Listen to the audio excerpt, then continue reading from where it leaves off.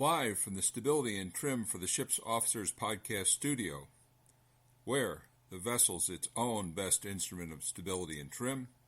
Welcome. This is William George.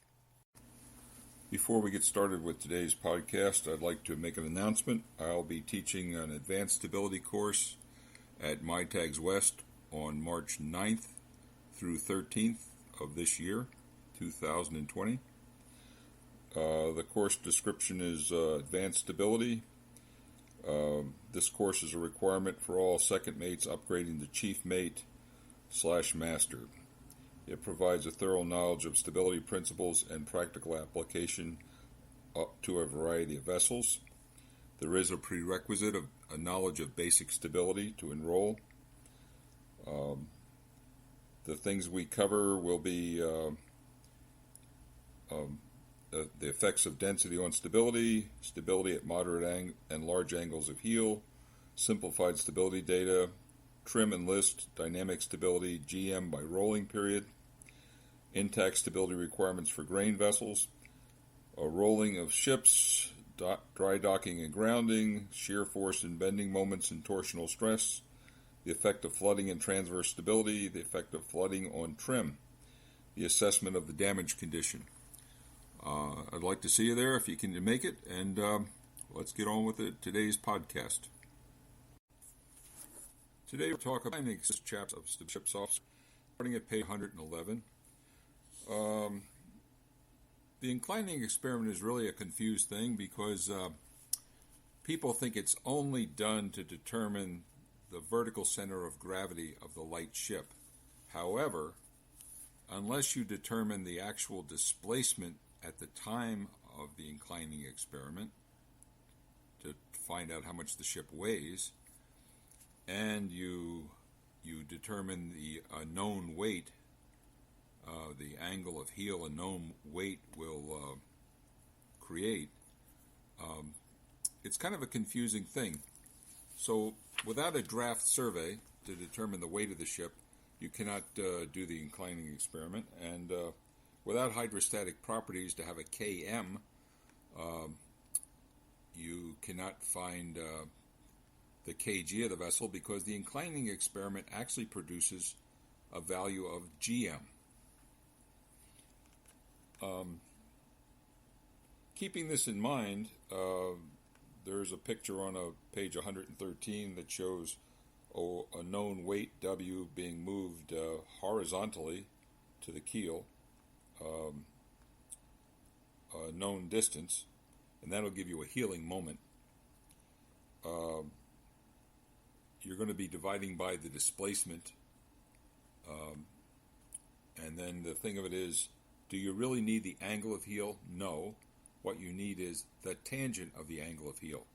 So to determine the tangent of the angle of heel, they know the length of the plumb bob that they use and the deflection of the plumb bob when the weight is moved transversely across the ship.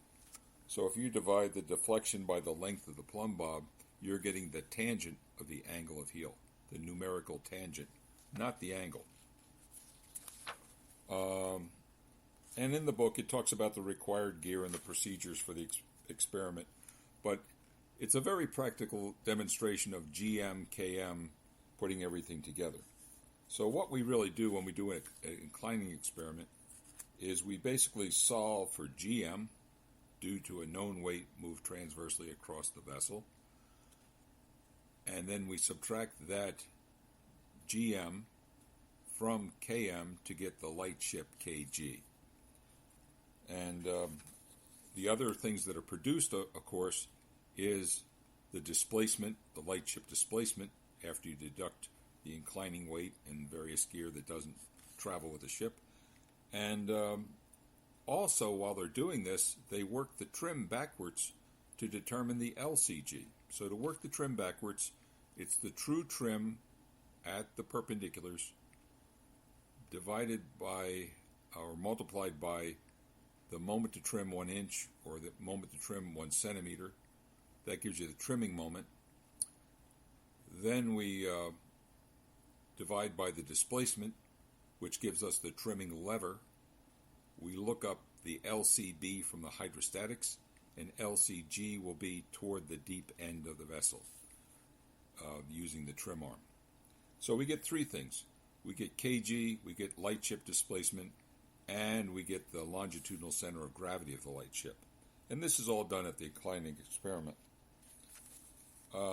If we get to page 119, practical examples, the Inclining Experiment formula basically is the tangent of the angle of heel equals the weight times the distance divided by GM and divided by the displacement. Now, that's the tangent of the angle of heel, not the angle of heel. We can solve this three ways. We can also solve it for the weight we needed to produce an angle of heel, and that would be the weight equals the GM times the tangent of the angle of heel times the displacement divided by the distance you shifted the weight. That would be example number 2 on page 119. And then the final example is number 3, the distance you need to move a known weight to produce an angle of heel.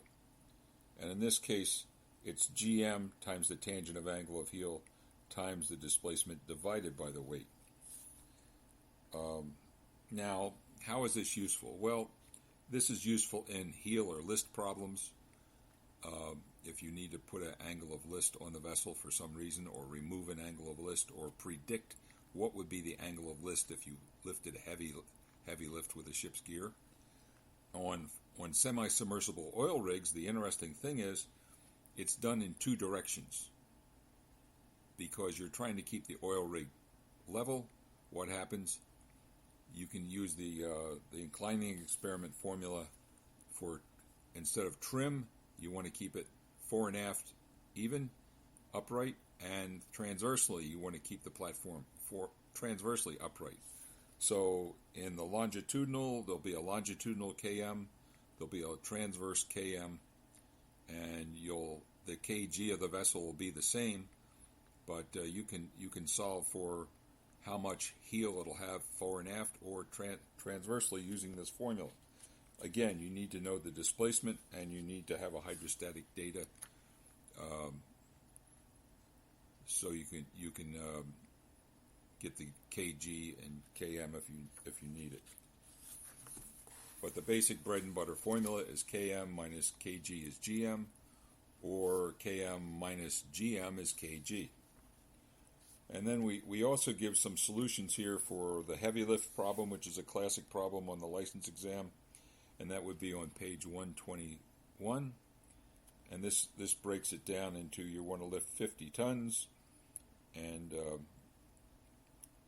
basically with the ship's crane, and you need to predict the angle of heel and different situations. So that's what we have here.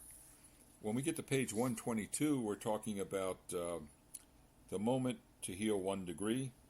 And basically what they're doing there is they're using the Inclining Experiment formula, only now they're solving for the trimming moment, the weight times the distance, the product of the weight times the distance required to heel the vessel 1 degree.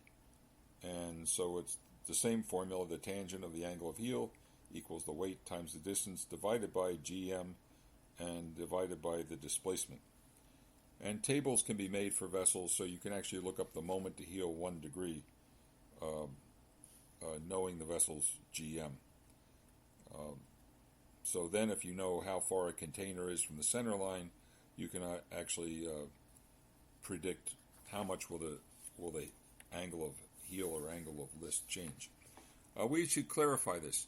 An angle of heel is a momentarily the vessel is inclined. An angle of list, the vessel is basically in equilibrium, heeled over. It won't come back. But if a vessel rolls, it heels over. It has a righting moment. It'll come back to upright. So sometimes I'm sloppy with using the term heeled or listed, but if it's listed, the vessel is not. It's not going to return to the upright position. You have an off-center weight, and the vessel is heeled over or listed over. If the vessel's heeled over, you basically pulled it over with with a dynamic force or load, and when it's released, it will come back to its original position. And that's what we're doing here on the end of the chapter. We're showing actually how these transverse moments can be calculated on a container bay manually. If you can follow this manually, you can take Excel and make your own solution to the problem. But it's just to show you how the math is going. So the interesting thing about this this chapter is understanding what an inclining experiment is, and it's just more than finding the kg of the vessel. And then the most useful thing is this inclining experiment formula, because in the three different variation it has, you can solve for the angle of list. You can solve for the weight needed to remove an angle of list, and you can solve for the distance you have to move a known weight to remove an angle of list or create an angle of list. So it's a kind of a useful. It's a short chapter that pulls together a lot of this initial stability, and you have to remember GM is initial stability. It's good for up to about 8 degrees. And if you've ever really seen a big vessel at a pier with a 4 or 5 degree list, you've noticed it looks a lot more than 4 to 5 degrees. Normally vessels are less than 1 or 2 degrees at the most, and I've known some stevedoring companies that abandon vessels if they have a list of more than 3 degrees. So that would be it for today, and I hope you're enjoying the podcast as we go. Thank you. Thanks again for listening. This is William George, author of Stability and Trim for the Ship's Officer, 3rd and 4th editions. I'll be teaching advanced stability at MyTags West here in Seattle in March. And I'll be having my Beyond Basic Stability and Trim workshop at MyTags West in May.